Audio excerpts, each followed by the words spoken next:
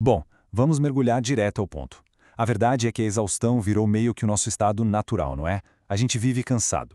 Dados recentes mostram que 1 em cada 3 adultos e quase 80% dos adolescentes estão cronicamente privados de sono. É muita coisa. Mas em vez de apelar para soluções mágicas de internet, a nossa análise de hoje vai desmontar os maiores mitos sobre o sono usando pura biologia. Vamos entender exatamente como consertar a estrutura do nosso descanso com base em fatos científicos.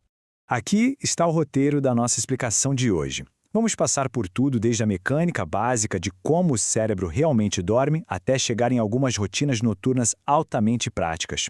Pelo caminho, vamos falar sobre os cronotipos genéticos, insônia e aqueles mitos perigosos sobre a melatonina que todo mundo já ouviu por aí. Então, começando com a parte 1, a biologia do sono e como a gente precisa entender os dois motores principais do descanso humano. O que é fascinante sobre o nosso corpo é que ele opera com 2 sistemas independentes o tempo todo. Pensem num carro com 2 motores. De um lado, a gente tem a pressão física para dormir, que chamamos de impulso de sono. Ele é literalmente como a fome. Quanto mais tempo a gente fica acordado, maior fica essa vontade.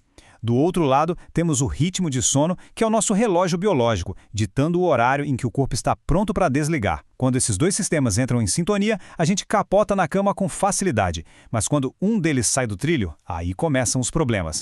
E para entender essa pressão do sono, precisamos falar da adenosina. Essa molécula é o nosso medidor interno de cansaço. Conforme as horas passam, a adenosina vai se acumulando e se encaixando em receptores lá no cérebro, causando aquela sensação física de que os olhos estão pesando uma tonelada. O sono, no fim das contas, é simplesmente o corpo fazendo uma faxina e limpando toda essa adenosina do sistema.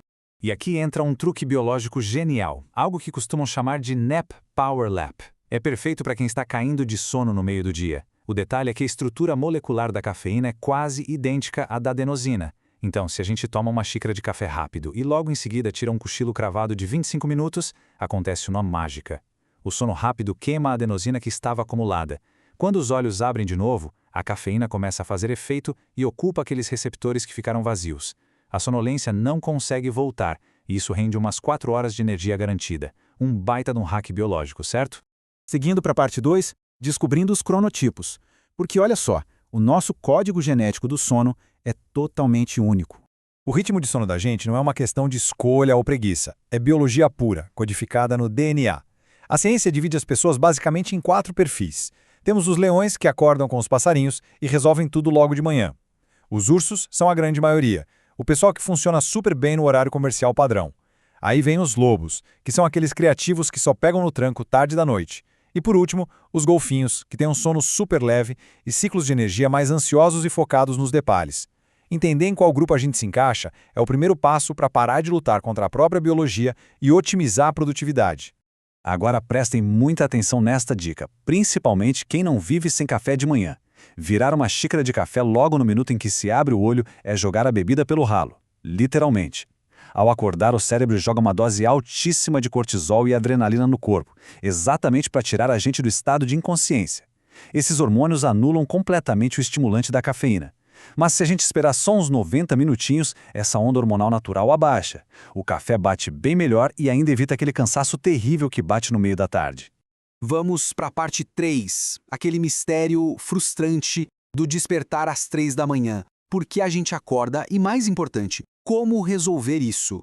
Quase todo mundo passa por isso. Você está dormindo tranquilamente e, bum, olhos arregalados no meio da madrugada. Mas entender o porquê tira todo aquele pânico. Para pegar no sono, o nosso corpo precisa baixar a temperatura. Só que lá pelas tantas, no meio da madrugada, a temperatura cai tanto, mais tanto, que o cérebro liga um sistema de aquecimento de emergência para evitar uma hipotermia. Esse pico rápido de calor é o que tira a gente da inconsciência. Ou seja, não é necessariamente o estresse do trabalho te acordando, é pura termorregulação do corpo. Quando isso acontecer, inevitavelmente, o segredo é ser contraintuitivo. Para voltar a dormir rápido, o coração tem que bater a menos de 60 por minuto. Levantou para ir ao banheiro sem tanta necessidade? A frequência cardíaca já vai lá pro teto. Pegou o celular para ver qualquer coisa? A luz inibe o sono na mesma hora. E o pior de tudo, olhou pro relógio. Pronto. O cérebro começa a fazer contas absurdas de quantas horas faltam para o despertador tocar e a ansiedade não deixa ninguém dormir mais. A regra de ouro é: fique deitado, no escuro, totalmente quieto. Parte 4. Distúrbios ocultos do sono e epidemia bem silenciosa da apneia e da insônia no mundo inteiro. Porque não se trata só de hábitos ruins. Esse número aí é assustador. 1 em cada 7 adultos no mundo tem apneia obstrutiva do sono. E o problema é que a grande maioria simplesmente não faz a menor ideia disso. As pausas na respiração acontecem enquanto a pessoa está inconsciente, picotando todo o ciclo de descanso, mas a pessoa acorda sem lembrar de nada, achando apenas que dormiu mal. E as consequências de não tratar isso são bem pesadas. Esse aumento absurdo de 45% no risco de Alzheimer tem uma explicação bem mecânica. Quando a respiração para, o corpo não consegue chegar no estágio 4 do sono, que é aquele repouso super profundo. É nesse estágio exato que entra em cena o sistema linfático, uma espécie de caminhão de lixo do cérebro, que lava e elimina proteínas tóxicas. Sem o sono profundo, essas proteínas acumulam e a neurodegeneração acelera. E por falar nisso, entra aí um dos erros mais comuns de quem tem problemas para dormir: tentar resolver na base da bebida alcoólica. Uma tacinha de vinho parece uma ótima ideia para relaxar, porque apaga a gente rápido, mas é um grande tiro no pé. O álcool atua como um sedativo, sim, mas ele literalmente oblitera a arquitetura do sono. Ele bloqueia justamente o tal do estágio 4, ou seja, a gente capota, mas o cérebro não descansa de verdade, nem faz a limpeza necessária das toxinas. Estamos na sessão 5, e agora é hora da verdade sobre a melatonina. Vamos expor os riscos reais por trás desse suplemento que virou febre. Existe uma confusão cultural gigantesca aqui. Muita gente jura que engolir uma goma de melatonina é como tomar um remédio tarja preta para apagar a mente. Biologicamente, isso não faz o menor sentido. A melatonina é um regulador e não um iniciador de sono. Ela é simplesmente a mensagem química que o corpo manda avisando que escureceu e está na hora de se preparar para dormir. Ela não desliga o cérebro ativamente. E aí a gente chega num problema bem grave. Como em muitos lugares ela é vendida livremente na prateleira como suplemento, as agências reguladoras não batem tão duro nela. Testes já mostraram coisas absurdas. Tem frasco que não tem nada de melatonina, 0%, e outros têm até 667% a mais do que o rótulo diz. Algumas gomas ainda trazem CBD escondido. E para piorar de vez, em crianças, o uso desregrado pode até pausar a puberdade, porque em doses altas ela age quase como um contraceptivo hormonal. Então, quem realmente deveria usar? A ciência aponta só para 3 grupos incrivelmente específicos. Quem está sofrendo com um jet lag brutal depois de cruzar fusos horários, quem trabalha de turno e precisa enganar o corpo para dormir com o sol a pino, ou adultos com mais de 50 anos que o próprio corpo parou de produzir o hormônio direito. Se a pessoa não se encaixa nessas 3 opções, colocar hormônio sintético no corpo toda noite não ajuda em absolutamente nada. Para fechar com chave de ouro, parte 6, hacks práticos de sono. E o melhor, tudo validado por estudos científicos. Nossa mente não tem botão de desliga. O cérebro está mais para um avião gigante precisando de uma pista de pouso longa. É aí que entra a rotina de descompressão 20-20-20.